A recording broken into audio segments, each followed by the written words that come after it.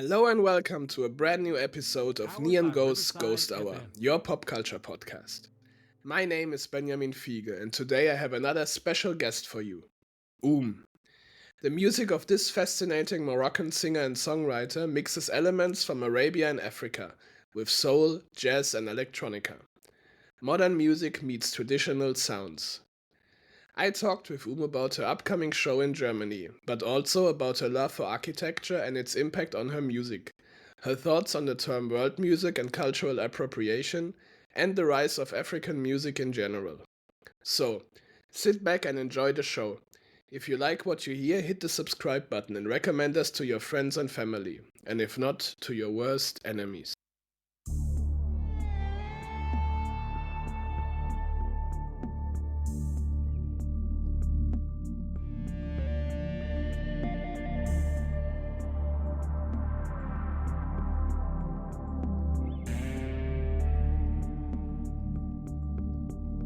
Neon Ghosts. Ghost Hour. A pop culture podcast.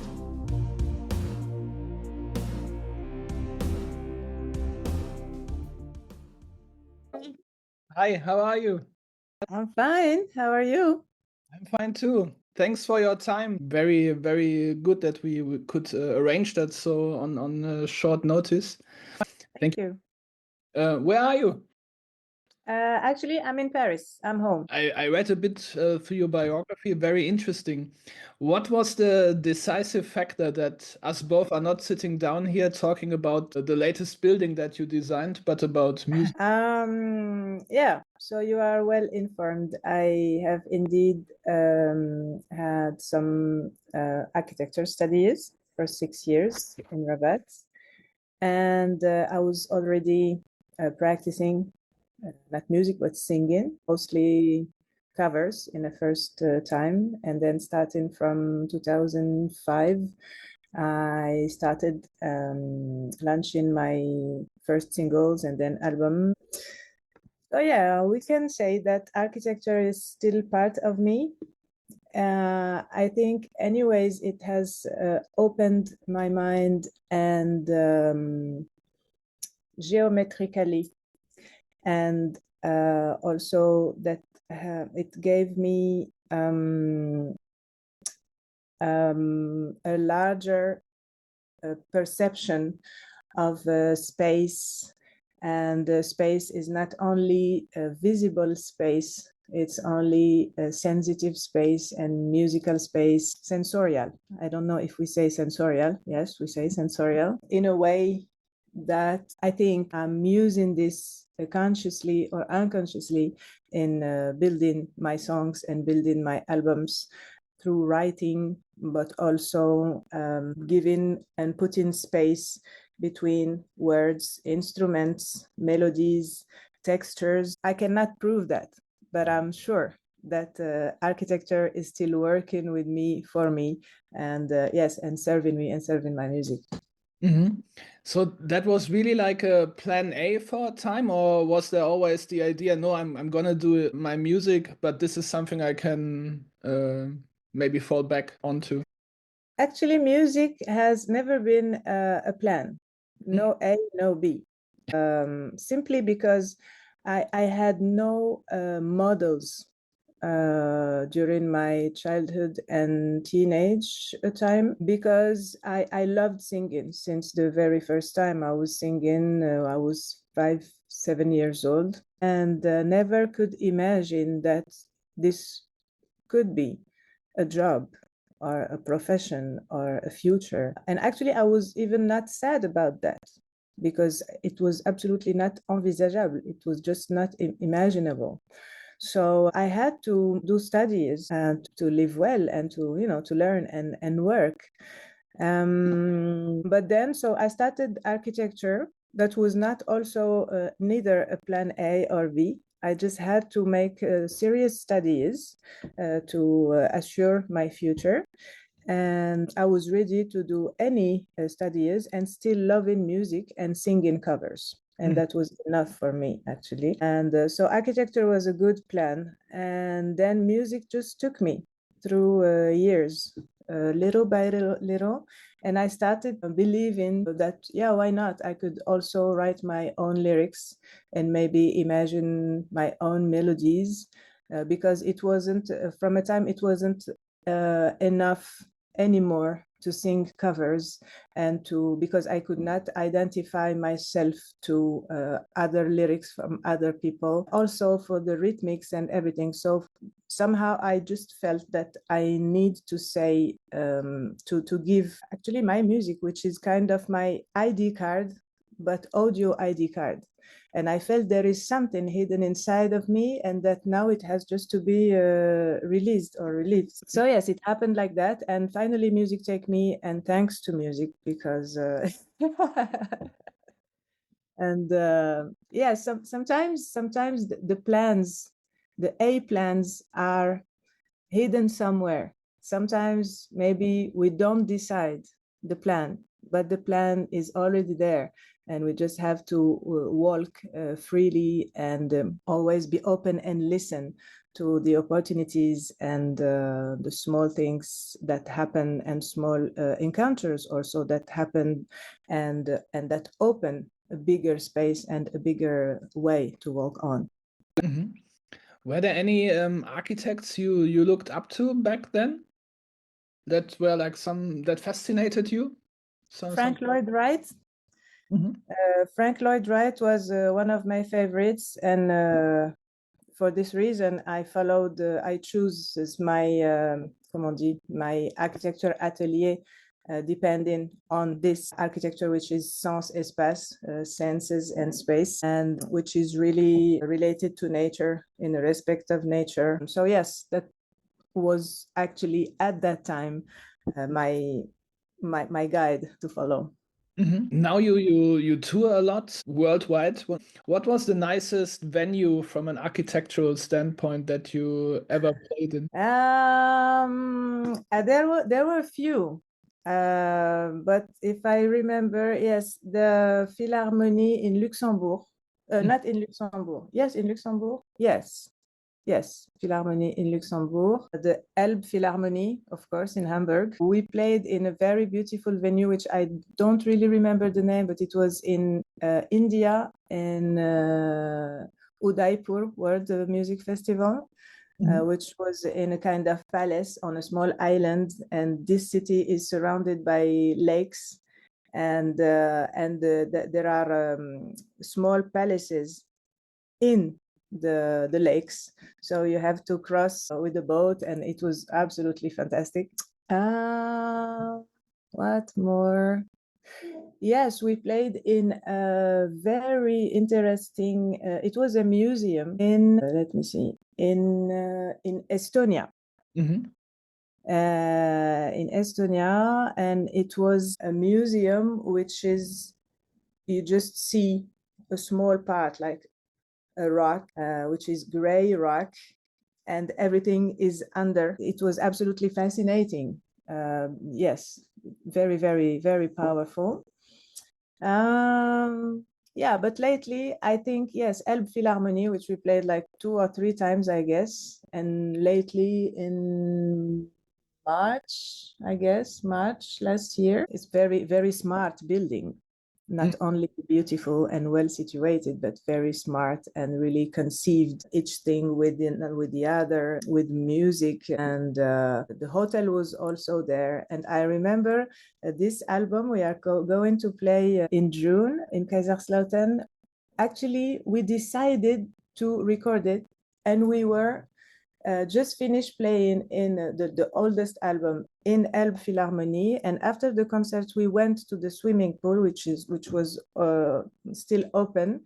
It was like 10 or 11 nighttime, and we just were there relaxing with my band, and I came with this idea. Guys, it's been now 10 years we are touring together and making albums, and I would like, before going with another new album, just celebrate our 10 years together. So I have to know if you are following me with this, if you are not going to be bored to play a new old album, like with a kind of best stuff. And it was a very decisive thing, and I was kind of worried that they wouldn't be very motivated. And it was very, very strong and emotional moment in that swimming pool. And they said yes. And it was in March 2023. And in July 23, we went to Marrakesh. We make this live, we recorded Dekshi. Elbe Philharmonie was the first place to program us, even before the release. The release was, I think, the 24th of March 2024, and we played Elbe Philharmonie with this album on 22 or 23. Mm-hmm. And it was, yeah, really, really nice to make this start there, start in the idea, and then start in the first live. So yeah, I love Elbe Philharmonie. But also many places in Germany. Actually, it's always a real pleasure to play there, not only for the audience, which is really open to discover other musics, and also for the sound is absolutely wonderful. And also, yes, the team surrounding us. It's really good to play in Germany. We love that. In Kaiserslautern, I mean, it cannot compete with Elbphilharmonie. But it's also a very, I don't know if you've been there before. It's a very nice venue. It's like an old spinning mill turned into a cultural center, which is something that happens here often, that you turn old industrial places to cultural places. And I think somehow that that matches your music. I found when I read that you come there, because you also like you combine the tradition, the old with the new. That's true. I think all the new are always together in the present. So yes, I think it comes naturally. We cannot just get rid of all we are and all we have been, and only be what we want to be in the future.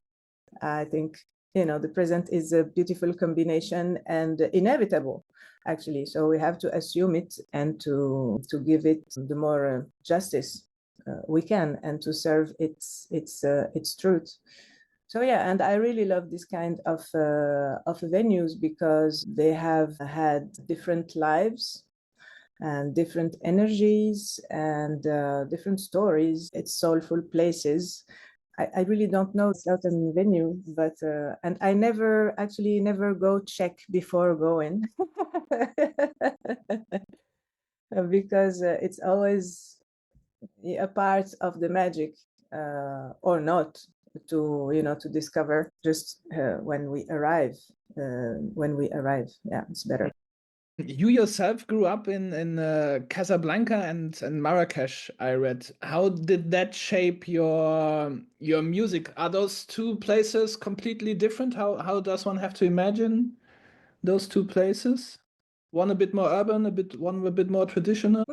I think it's more complex than that, because almost everywhere in Morocco there is a part of tradition, because traditions in Morocco are still alive and like contemporary. I was born in Casablanca, just born there, but my parents was crossing the city, and then I grew up in Marrakesh. So I can say that I'm a Marrakeshi girl. Marrakesh has shaped my senses, because it's a very sensorial city, very colorful. All the senses are really awake in Marrakesh. Sounds, flavors, smells, even the heat and the cold are like, expressive. My father was a son of Marrakesh, and he really loved all the oral tradition, including music, rhythms, traditional old songs, stories, and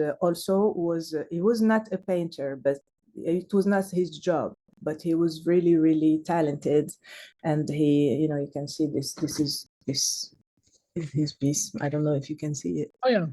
Mm-hmm. Yeah. So he used to make art on pieces of wood, and I learned with him.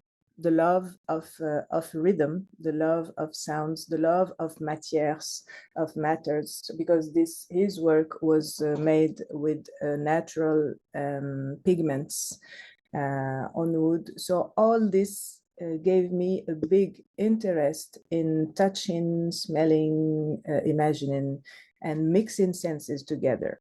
And this helped me also in my writings, because writing songs for me is a way to give life to emotions, through senses. And this is possible with poetry and with we can play with words, make the eyes hear, make the tongue smell, and whatever. So and this, I guess, comes from being a girl from Marrakesh and from being the daughter of my father. And then I went to Rabat for the study in architecture.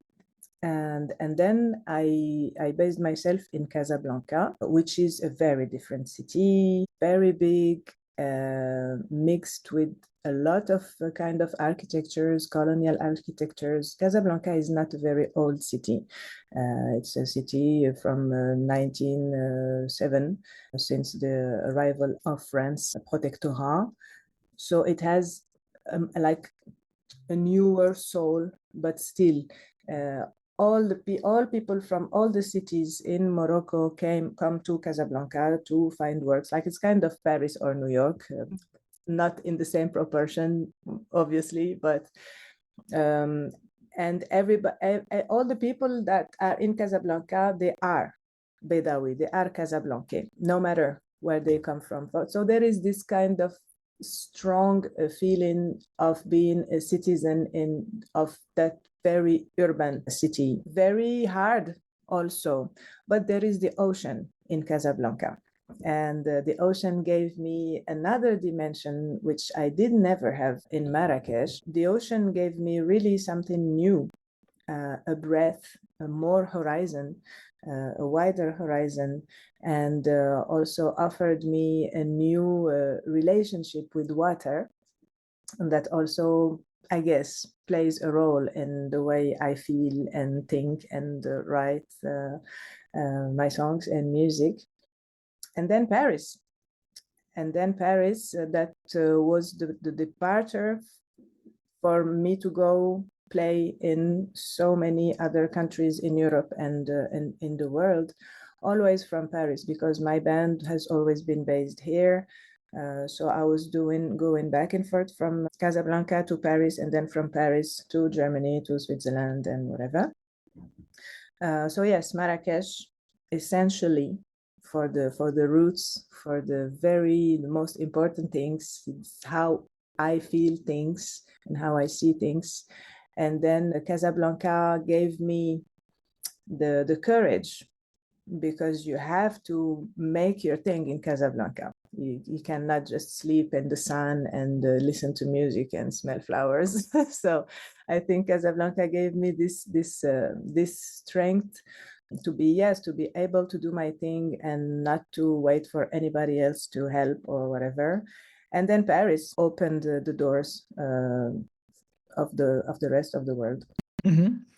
So that all shaped you and your views and your music. But nowadays, when you create music, does it matter for you where you are in that moment? Can you write songs in Paris as you can write them when you are in Morocco? Can you even write them on tour in Switzerland and create that sound? Or do you have to be on a certain place for that? Well, this is a very interesting question that really interests me all the time. And since it interests me, I can say first one thing is the most comfortable place and time to write songs is between places.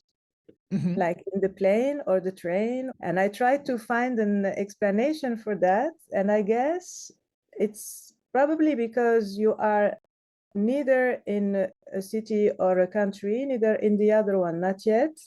So there is a kind of open space where you don't belong to anywhere, and where you are free And also you can take ideas from your experiences of your stories that happened in the place you are living, and also the hope and imagination you can have of things that will happen in the place where you are going to arrive. This is the constat, because this I know because I've been watching this, and it's usually it's not easy, but it's like natural. And then writing is, for me, is not in all the seasons, because I can start writing seeds, ideas, and keep them. And maybe it will take 1 year or two. I'm always writing things, but not especially to make them become songs. And this way, seeds of songs can become bigger, and then I go work them more. But I never sit down and say, okay, now I need to write new songs for an album. Okay, let's see, I want to talk about this and that and that. It never happened like that.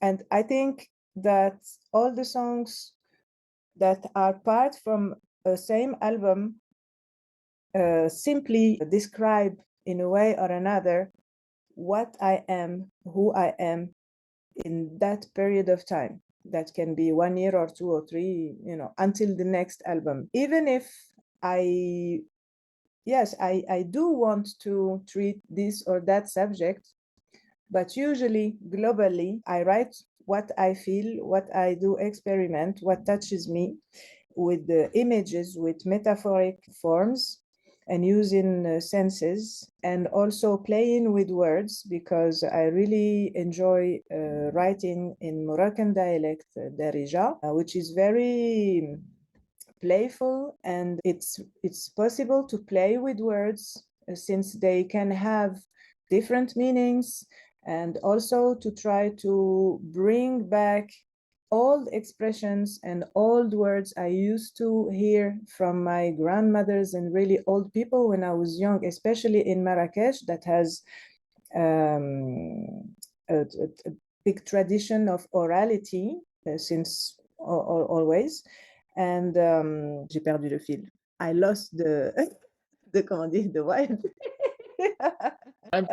No problem. What I thought when I remember, like, the first album I saw from you, I'm running also a music website, was in the early 2010s, The Soul of Morocco, and since then I followed your career and your releases.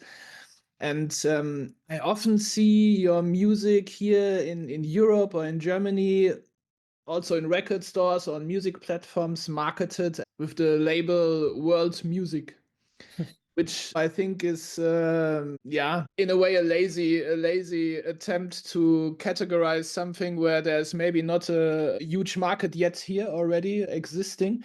How do you think about such terms? Your music takes from many influences: Arab, African, bit of Europe jazz, and all these kind of stuff. Are you angry about such terms, about such lazy labels, or do you feel like, nah, my music is hard to categorize? So Actually, I not anymore. But before, yes, I thought for a time that world music is too easy and too short and too small and too big. Actually, since I don't know how many times, but now I know that my music is probably not categorizable. But I'm fine with this. I don't need actually to name it, and I don't want to name it. It's maybe reducing or frightening, because if I put a word on my music, I have always to stick to the meaning of this word, and I just want to be free. The other thing is that I'm convinced that as a Moroccan, I like musician or not, we Moroccans have a big heritage, which is one more time still alive, and it's with us. We don't go look for old stuff to bring it back and celebrate. Old stuff is here all the time, every day. And musically, there is very, very large and rich repertoire of dozens and dozens of traditional musics and songs and types of rhythmics, and so all this is part of me. I don't know all of it, but I'm interested in this. But then I can understand that people could be afraid of something they cannot name, and it's okay. I mean, I don't judge them. And this for all the people, we people, humans, need to know what this thing is and to name it, not to be afraid of it. And also the labels and the music industry needs to put names to help people. I mean, everyone is afraid to help people know what they are going to buy or not. Supposing you don't know this artist, okay. So I also sell CDs in merchandising after my concerts, and I don't never put any label. This is the music you just saw. So if you want it, you can take it. But I'm not anymore angry about this term. Of course, it's something to debate still and something we have to discuss, but I do not feel myself like especially not well served with this, because I'm definitely not the only one. And I would be okay if all the musics, like even rock, folk, and whatever, like white musics and Western music, because obviously world music is like Africa and Asia, no? and South America. So the not white part of the world. But we could say that world music is a label that could work with any kind of music, because we are from that same world. So world music could be Moroccan, world music could be French, world music. All the musics are world music first, and then a smaller category. Yes, but I'm ready to discuss this with people that have this interest, but actually it absolutely doesn't disturb me, because I don't want to take this time rather than work my music and enjoy making music without naming it. The most important is create this music and share it with the people, not to try to explain it. And for people who absolutely need to explain it, so yeah, we can talk, but it's not the most important thing. There is a new spotlight here in the West on African music, and from really all directions. Like you have Amapiano from South Africa suddenly playing a role here. You have rap from Nigeria suddenly. You have Afrobeats. You have the blues from Mali. You have and the Northern African music. Is African music on the rise now? Do you feel that also? But I don't know if I can see that honestly from this part of the world. Even if I call Paris home now, since 5 years I'm living here, and I think it's hard for me to see to look at the question from a point of view of being here in Europe, because before being here, I'm from Africa, I'm from Morocco. If now there is a rise, yes, we can see it. But for me, it has always been. There is a rise in the big system, in the world system. Also, because of the easiest way to promote ourselves, because young artists from Africa, and not only from Africa, now use the social media to promote themselves, and are almost not anymore in need like it was before of to be discovered from a big label and to wait for opportunities. I mean, now people can present themselves by themselves, and it happened that they become really, really famous and followed by a lot of people. Also because Western music exists since long time, but African musics exist even long time before. And Western music have always been, comment on dit, arrosé, like put in water on all the other continents. And since we had the possibility to listen, to receive CDs, to have the parabole, the big antennas to see video clips and MTVs and Viva in the 90s, etc. So we young people from the 90s and the 80s, we had inevitably this, not heritage, but this big information. And I think we are very, comment on dit, thirsty. African people are thirsty for music and for music and for singing, because it's part of our way of life.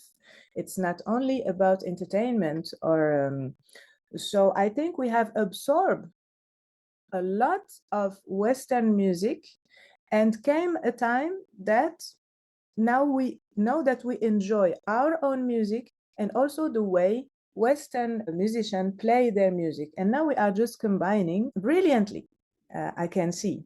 I mean, in every kind of music, I see Moroccan rappers actually that are, worldwide, that sell a lot. I mean, exactly like American ones or whatever. I think the youth, African youth, is smart and able to to express and be really brilliant in music, also in fashion and the way we dress, because it's also very important in these days, the way you present yourself, how you are original, colorful or not, with an attitude. I think African young people and musicians have always had this, but now maybe there is une prise de conscience, a consciousness that yes, we are able, and there are no more walls, because the world is open, because everyone has the world in his phone and can make a video and share with the world. And I think it's very beautiful. I am really confident in the future of Africa, because we are young, and because I say we, that the continent, the continent is young, and that maybe we can also in music, and larger, not only in music, because we have seen all the experiences that happened in the Western world, and also that worked on us because we were occupied. And now we see that some models are not anymore working. So maybe for us, it's still time to build or design, shape our future, and not to fall in the same mistakes that in the Western world has maybe been. Well, so yeah. It's really beautiful. I mean, I don't like all the kinds of music, especially the mainstream, etc. But I'm really happy and proud for this youth in Africa that raise today. Yeah. Mm-hmm. Here in Germany, we always have these discussions about cultural appropriation. How do you see that when a German artist would now start making music that's based on, let's say, Amapiano or something? Is that something that should not be done, or should that be done, but the original source needs to be credited? How do you see that? You mean Western or German artists playing, getting inspired from African music? Exactly. Or playing the existing songs? No, like taking inspiration from making like German songs based on Amapiano music, like using the rhythms. Lovely. I love that. Why not? Of course. For me, music is a big ocean where everyone is free to take and give back, and we do not invent really something. We all in the same ocean, in the same sea, and also in time. because we take from the historical and the heritage, but we take also from each other. And for me, it's absolutely okay. The contrary, it's fine. Mhm.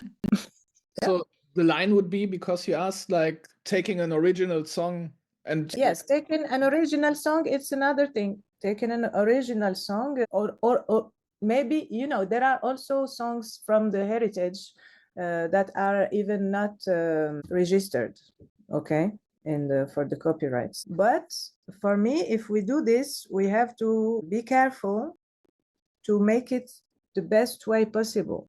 Mhm. Since sometimes the original musician or singer is not alive anymore, but there is a tradition that is respected from all the people around that musician, that if we don't, even if we don't need to ask credits because there is nobody to ask, we have to be really careful to serve this patrimoine, this heritage, the best we can. And it doesn't mean that we cannot deform it, but we have to be in the service of this thing. And if we are not able, we can always get inspired and do something else and find other ideas. But for me, even for example, if I want to make a tribute to all the Hassani Sahrawi songs, being a Moroccan doesn't give me all the freedom. I am a musician, I can do whatever I want. But supposing I have to take like 3 songs from, for example, Dimi Min Ta'abba, Mauritanian, yes, and there are different ways I could do this. I could do this in a way that is very light, but still, respectful of the soul of it. I can take just a part of it, sing it, and then develop other things I put myself. But if I take this and to transform it completely, for me, it's not respectful for the soul of the original maker of the song. Mm. So I think there are different limits, and depending on the project. Mm. Yeah, I also thought always, like, the beauty of culture is blending, mixing, trying to create something new out of different influences. Otherwise, you always stay in your lane and it becomes boring. Exactly, absolutely, exactly like in architecture and buildings that mix in different lives and different architectures and different expressions from different people and eras from in time. Mm. Yeah, you mentioned it earlier. Last year, I think you celebrated 15 years in professional music. Looking back, did you achieve all the goals you set for yourself in that time, or is there something that you say, this is really something I still have on my music bucket list? Place you want to play, or a project that you want to do, or something like? Honestly, really, to be honest with you, I did not have any checklist or I want to do this or that. My targets are like one after another. I do not have a list. Depending on what I have been through, depending on what I just did, and supposing I release an album that has a story, a work before, people involved in, and then a tour for this. So it's a huge comment on dit, panier of emotion and thing that touches me.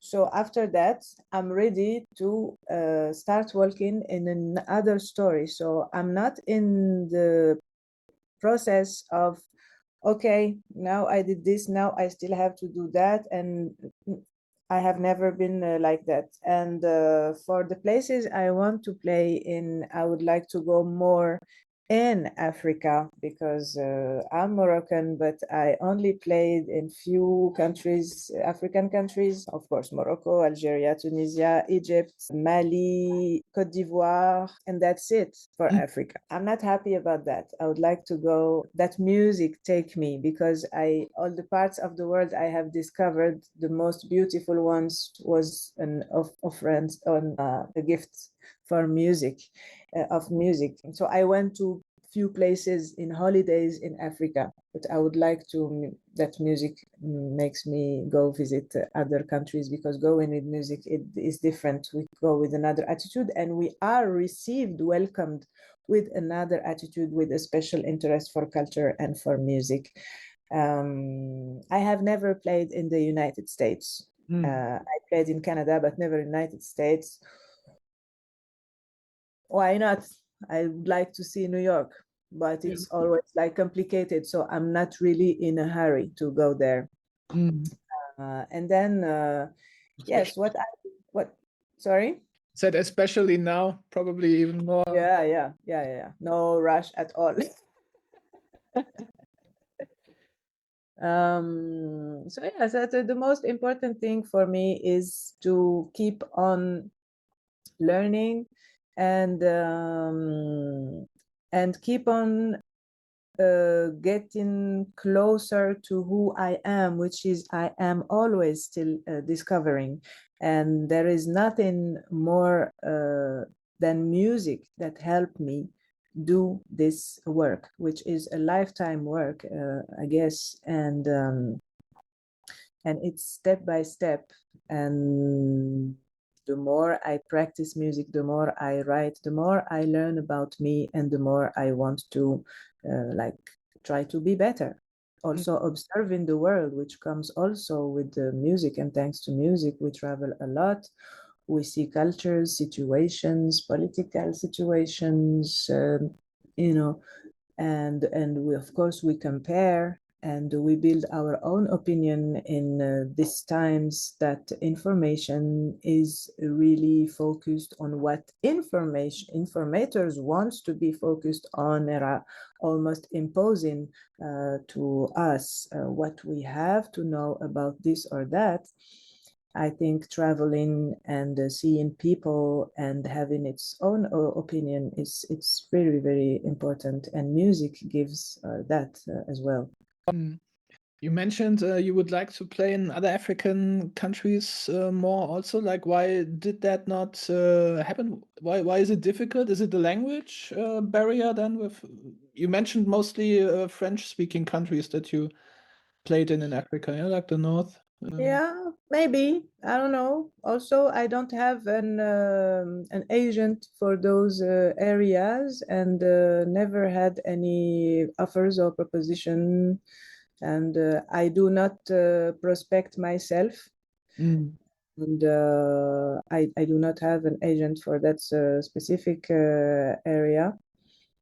I did not do this work, like to try to find a way to play there. That's the truth. But yeah, I would like to. I do not have any, explanation. I don't know, but I really would like to go more in Africa.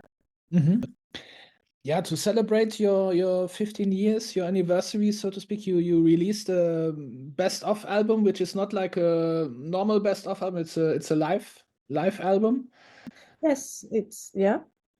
How difficult was it for you to pick a set list for that? What will end up on that? Well, I knew that I had to respect people's choice, and people's choice is obviously, I know all the songs that people love the most, so I had to put them. And then I wanted to put in the list some songs that are my favorites in that time, because favorites move, through weeks and months and seasons. And also I wanted to have songs from the 3 different albums, and of course not to be more than 12 or 13, especially that I wanted to make a double vinyl, and that the time is limited. So yes, and then I made this list and discussed with the guys from the band, and yes, and we added also, there are also this song Lágrimas Negras, which we used to sing and to play, but has never been recorded. and that people, because of one video on YouTube, really love this song. So absolutely, we had to do it. And also we added one instrumental song, which is a song from Yasser Rami, oud player, that has composed 2 songs in 2 different albums for me. Intidar, because I really love this melody, this song, and we used to always play it not on stage, but like in doing the sound check or in the bus or whatever. So it's part of us of the tour. So I wanted to have this song as well, and another song from Damian Nueva, the bass player, Toda la Gente, and it's a song that is part of his album Orisun. And because it's a very beautiful melody, and I wanted also that the guys also participate in another way, and also say thanks to them, because actually Yasser and Damian are the oldest one in the story. They are the first ones I met back in 2012. So yeah, that's it. And then so this was in the recording, but when we started touring with Dekshi, of course, we invited all the other songs that are not in the record, but are part of the best of why not. So yeah, so we play all our stories now. We just change the set list depending on the place we go, and of course when people ask for something else they want, we do play it also. So yeah. But for the record itself, there was no survey with the fans or so. I hear that from a lot of artists recently who have similar projects, maybe releasing a best of compilation and stuff. They somehow start using social media for surveys, and they usually end up being offended because, of course, the fans pick all the big hits, but never the nice album cut that they wished would end up on the record. Yes, I did.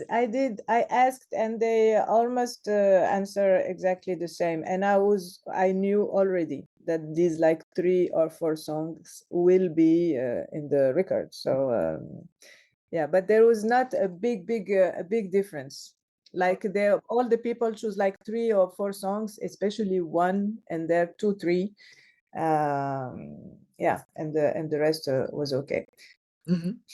Are you someone who always still likes to play the big hits, or are you someone who says, sometimes I wish I could leave that song off the set list today because I played it so often? Or do you? Maybe I don't go that far saying I want to take it off from the set list, but I can say I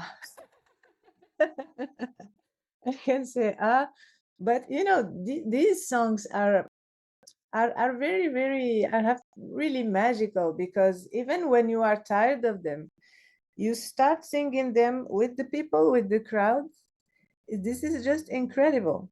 Actually, you make a song and then you release, and then some of the songs don't even anymore belong to you. They are people's. You cannot take this from the people. And thanks to people, because of the love of people, we can grow up as artists. We have more confidence thanks to the love of people. So they are giving us wings with the love they are giving us. No matter what are their favorite songs, there is always space for them and for us. And in the albums, we can always have the pleasure to put this and that. But I cannot not consider the people, because I'm playing with them, for me, and for them, and they are giving me wings. I am not what I am if there are no people supporting me. So yes, I do always the songs for them, even if I go saying but I do it, and at the end I'm happy. My favorite example for that is always, there's a band, I don't know for sure you know them, Dexy's Midnight Runners. They had like a huge hit in the 80s with Come On Eileen, but it was basically the only like really big hit. And I think they, for a while, did not play that song at all at their concerts, and now they make a compromise and they play it now every other concert. So if you as a fan want to make sure you hear that song, you need to buy 2 tickets. Oh, yeah. Yes. So in Kaiserslautern, what do you plan for that? Will we hear the live album in its entirety and then some, or what's the plan for Kaiserslautern? So the plan for Kaiserslautern, I come in a quartet with the oud, Yasir, and trumpet, Camille, and a percussionist, Dogan. It's a smaller formation, acoustic. Yeah, we are going to play songs from Dekshi, but also 1 or 2 outsider songs. Yes, because in this group, when we are 4 on stage, sitting down, I love to explore more and to improvise more, me and also each one of the musicians. It's not completely improvised music, of course, because the song exists, but we allow ourselves to go further in exploring possibilities and fragile beauties, and also depending on the venue, on the people, on the listening of the people. So it can happen that we come with a set list that we can change during, while we are playing. And I really like to consider this as something we know, but that can always be different, and the more it can become different, the more I'm happy at the end. So I do not program a lot, because also Dekshi is something we have played many times, many years, and maybe it's time now for us and for the songs, to try different ways. What's your experience so far with German audiences? Germans always appear a bit stiff and calm during the concert, but listen closely. Is that also your experience? Yeah. Listen closely with the ears and with the eyes. I think they are really curious and at the same time quiet, but curious. You can have in front of you a crowd that is sitting down, not moving, but you can see that they are bored. In Germany, they are not moving, and also there are different ages. There are young people, no young people, queer people, old people, and all in the same place. And this is not everywhere. But then I think if they are quiet, is to respect themselves listening and to respect the moment. But then the curiosity I can see in their eyes during when I am on stage, I can see this curiosity expressed after the concert, because usually I meet people after the concert in the hall or whatever, and really they share their impressions with me, like going in details and telling stories like about this or that song, want to know more, asking things about Morocco, sharing their stories. They lived in Morocco. So these people are cool, quiet during the concert, and for me it's absolute respect, and I love that. But then they are really alive and they speak, and so it's really good. I told you that at the beginning of this interview. I really enjoy playing in Germany for the people and also for the sound, because we are not going to lie here. Song in Germany is just fabulous, and the technical people are just absolutely wonderful.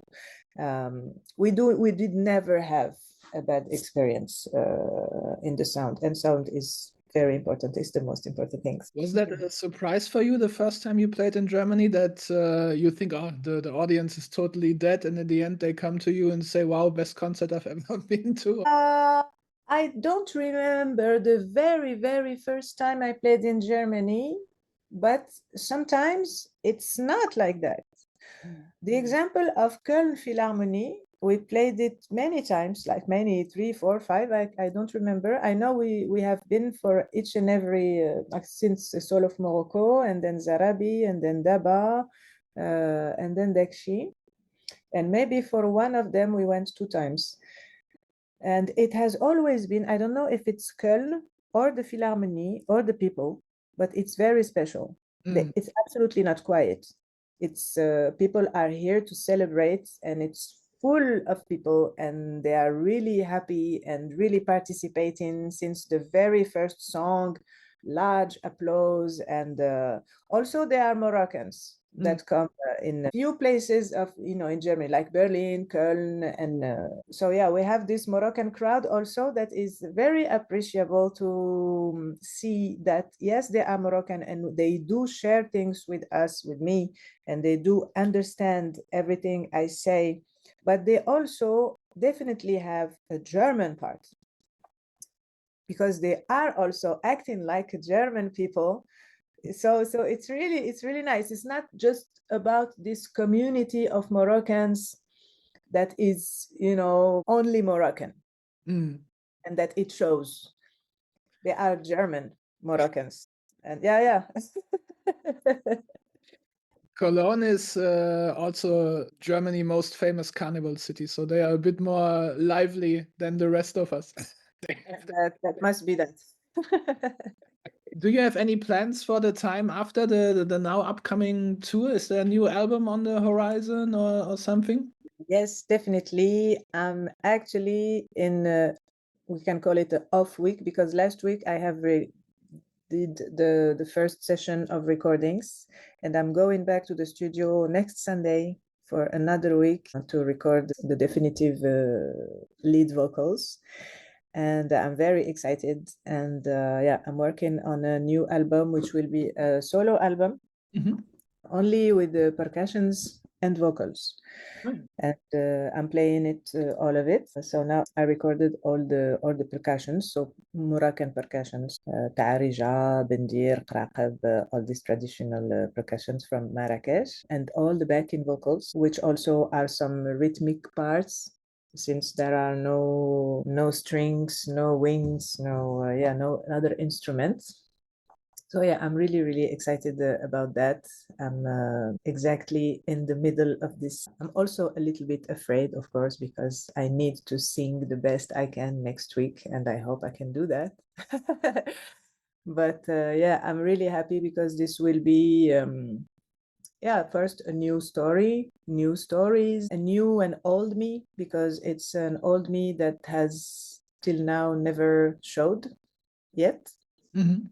And also we were talking before about taking some traditional elements, and I'm doing this. It's only original songs. I have written the songs and melodies, but in the way of making it, it's definitely like Marrakchi, different oral traditions. And at the beginning I was afraid something will be missing, and that it will be probably not enough musical. But now I start to be happy when I recorded the first part of it, and I think it's going to be very powerful, only with the vocals and the percussions, a lot of rhythmics, ternary rhythmics, African and Moroccan. Yes, and also I told you before that every album is telling songs, telling stories about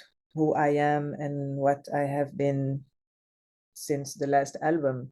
And this last 4 years, I moved from Casablanca, from Morocco to Paris.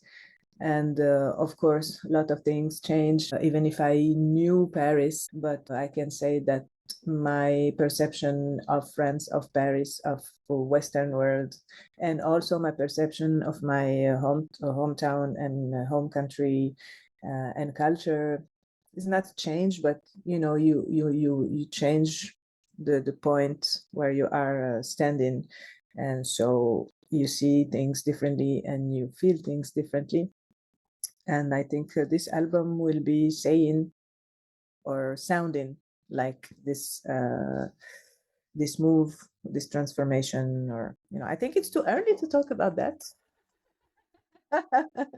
I was excited. That's why I answered quickly.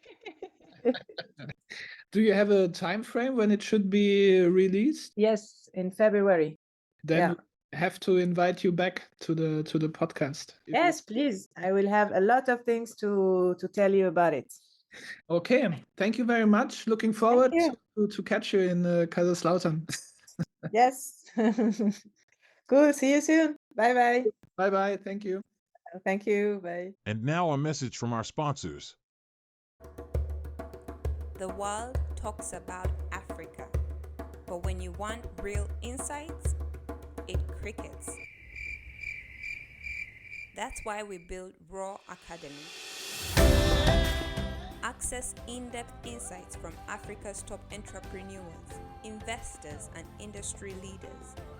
Not just headlines, but real strategies, real opportunities. Discover high-growth sectors, navigate emerging markets, and learn the nuances that drive success. At Raw, we give you the tools to make decisions that are smart, strategic, and profitable. From tech and startups to agriculture and energy, we connect you to Africa's most promising sectors. This isn't about charity, it's about opportunity. Business leaders, investors, and entrepreneurs, it's time to take action. Visit the RAW website at resources.raw.academy. Gain the knowledge, make the move, and own the future.